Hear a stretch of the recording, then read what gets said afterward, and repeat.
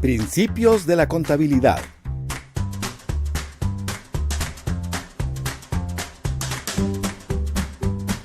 Desde los inicios de la contabilidad se han utilizado diferentes procedimientos o formas de llevar el registro de las transacciones, los cuales se convirtieron en reglas, principios y normas por los cuales se rige la contabilidad hasta nuestros días. Mediante su aplicación se logran uniformar los criterios contables, se establecen tratamientos especiales a operaciones específicas, orientan a las personas usuarias de los estados financieros y sistematizan el conocimiento contable. Conozcamos a continuación cada uno de estos principios. Equidad. El registro de los hechos económicos y de la información contable debe fundamentarse con igualdad y justicia para todas las personas usuarias de la información. Lo anterior señala que la equidad es el tratamiento que se da con igualdad y justicia para todos los sectores o usuarios de la información, entre los que tenemos clientes, inversionistas y dirección y administración tributaria, sin favorecer de forma desigual. Por ello se desprende que los estados financieros deben prepararse con equidad y justicia para todas las personas usuarias de la información. Empresa en marcha. Se fundamenta en que toda empresa opera en forma continua desde un inicio, es decir, la empresa seguirá operando en un futuro cercano, con excepción de las empresas en liquidación.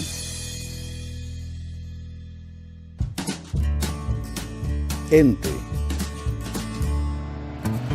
La personalidad de una empresa es independiente de la de sus propietarios, por lo tanto, deben incluirse solamente las transacciones de la entidad. Esto quiere decir que la actividad económica la realizan entidades independientes con personalidad jurídica diferente a las personas dueñas o propietarias del negocio. Por lo tanto, no se pueden mezclar los bienes de la empresa con los bienes de las personas dueñas.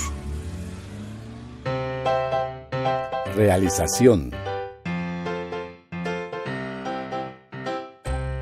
Establece que toda actividad comercial o hecho económico debe registrarse en el momento en que se realiza. Lo anterior indica que las transacciones comerciales y hechos económicos que se registran deben haberse realizado.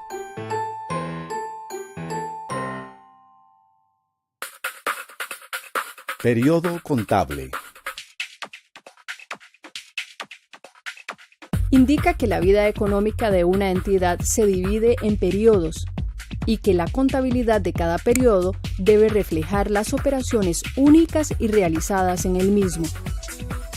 Por consiguiente, siendo el objetivo fundamental de la contabilidad suministrar la información contable y financiera para la toma de decisiones, requiere fraccionar el tiempo de tal manera que permita enfrentar los ingresos de un periodo con los costos y gastos corrientes incurridos en el mismo.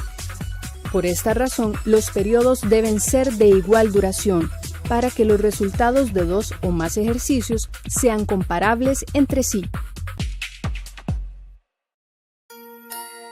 Unidad de medida o monetaria.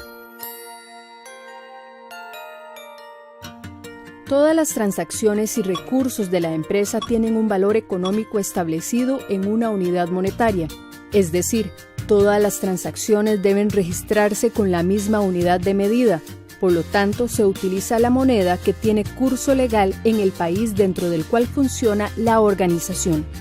No obstante, en aquellos casos donde la moneda utilizada fluctúe, no altera el principio, por cuanto permite la corrección mediante mecanismos de ajuste. Valuación al costo. Los hechos económicos cuantificables se registran al costo. Para ejemplificar lo anterior, se tiene que la adquisición de activos o producción de bienes o servicios deben registrarse al costo total de adquisición o producción, es decir, incluye todos los gastos adicionales. En ausencia de casos especiales que ameriten justificación, mediante el empleo de otros criterios, se mantiene el costo como concepto básico de evaluación.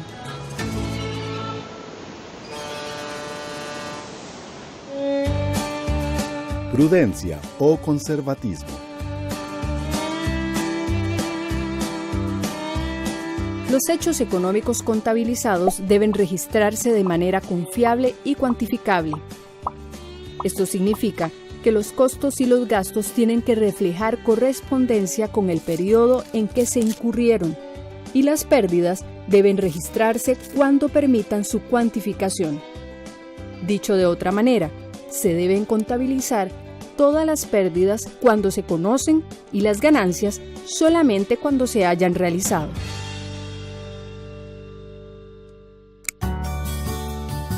Importancia relativa o materialidad. La información contable debe mostrar aspectos importantes cuantificables en el tiempo. Cada partida que posea la suficiente importancia relativa debe ser presentada por separado en los estados financieros. Las partidas de importes no significativos deben aparecer agrupadas con otras de similar naturaleza o función. Por lo tanto, las transacciones de poco valor significativo no se consideran por cuanto no modifican el resultado final de los estados financieros. Desde luego, no existe un límite definido que fije los parámetros de lo que es o no es significativo, y debe aplicarse el mejor criterio según corresponda en cada caso. Bienes económicos.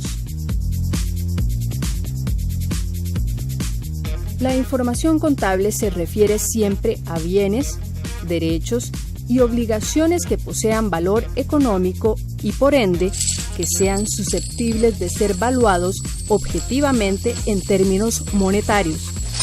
Los estados financieros deben incorporar los bienes materiales, inmateriales y los derechos y obligaciones cuantificables económicamente y valuados en términos monetarios. Exposición. Los estados financieros deben contener toda la información y discriminación básica y adicional que sea necesaria para una adecuada interpretación de la situación financiera y de los resultados económicos del ente a que se refieren. Este principio dice que todo estado financiero debe tener toda la información necesaria para poder interpretar adecuadamente la situación financiera y, en consecuencia, tomar decisiones acertadas. Devengado. Las variaciones patrimoniales que deben considerarse para establecer el resultado económico son las que competen a un ejercicio sin entrar a considerar si se han cobrado o pagado. Lo anterior indica que los ingresos o gastos se registran en el periodo contable correspondiente, contrario a que el documento que respalda el hecho económico refleje fecha del siguiente ejercicio o bien que el desembolso pueda ser hecho todo o en parte en el ejercicio siguiente. Objetividad. Deben registrarse las operaciones en el momento que se tenga sustento de que éstas ocurrieron y cuando exista certeza de su valor. Por ejemplo, este principio aplica cuando dos entes independientes uno del otro observan lo mismo frente a un hecho económico. Uniformidad. Este principio señala que las empresas, al hacer uso de un método para la presentación de los estados financieros, deberán ser consecuentes con el mismo, logrando uniformidad en la presentación de la información expuesta en los registros contables de un año a otro. Los principios generales y las normas atinentes a la preparación de los estados financieros de un determinado periodo deben ser aplicados uniformemente de un periodo al otro. Además, debe indicarse por medio de una nota aclaratoria el efecto en los estados financieros de cualquier cambio de importancia en la aplicación de los principios generales y de las normas particulares. Partida doble. La partida doble significa doble anotación, es decir, este sistema consiste en registrar simultáneamente las dos partes contrapuestas, causa y efecto, que aparecen como mínimo en todo hecho contable. En este sentido, todo hecho contable afecta como mínimo a dos cuentas. Los hechos contables son los sucesos económicos que afectan al patrimonio de una empresa. Áreas de clasificación. En resumen, tenemos que los principios se clasifican en 4 áreas. Principio fundamental o postulado básico. En esta categoría se incluye el principio de equidad. Principios de fondo o de valuación. En esta categoría incluimos devengado, valuación al costo y realización. Principios que hacen a las cualidades de la información. En esta incluimos objetividad, exposición, prudencia, uniformidad, materialidad.